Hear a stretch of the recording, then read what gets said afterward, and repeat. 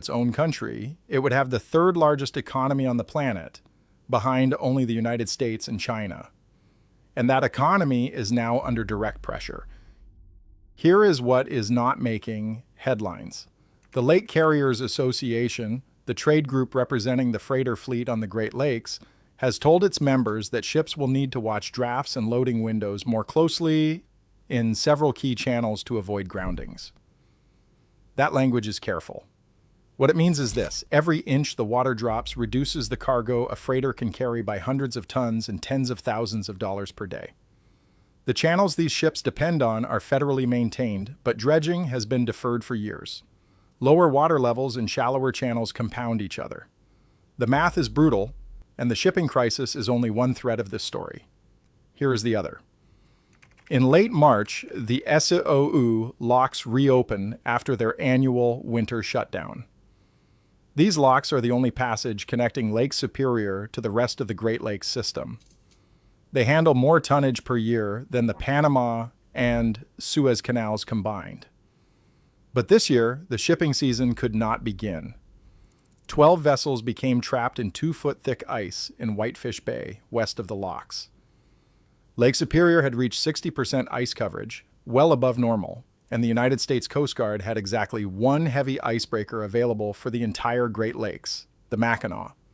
2 other ice-breaking tugs were out of the water, sitting in dry dock, waiting for replacement parts. Let that sink in.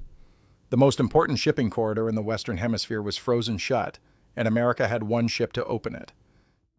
Now here is the part that no one is connecting. The Great Lakes are a closed hydrological system. Unlike a river, they have no upstream source to draw from. The only water that enters comes from precipitation and runoff. The only water that leaves goes out through the St. Lawrence River or evaporates into the atmosphere. What evaporates is gone. There is no valve to turn, no reservoir upstream to release. When the lakes drop, the only remedy is rain.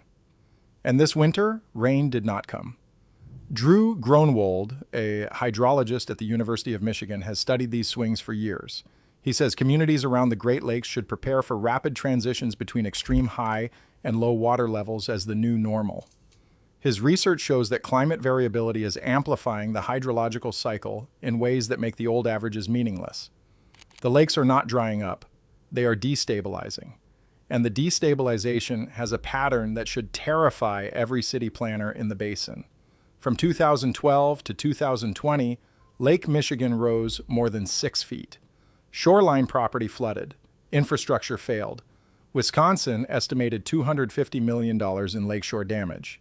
Then, from 2020 to 2026, the lake reversed and dropped approximately 3 feet.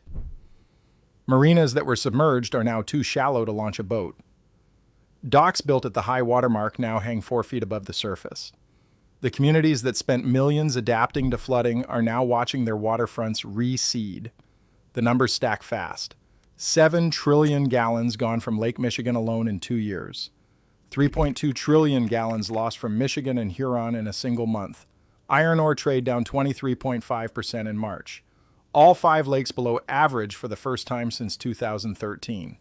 March 2026 was the hottest March ever recorded, supercharging evaporation across every lake in the system. What happens next depends on the next 3 months. The National Weather Service Climate Prediction Center is forecasting above normal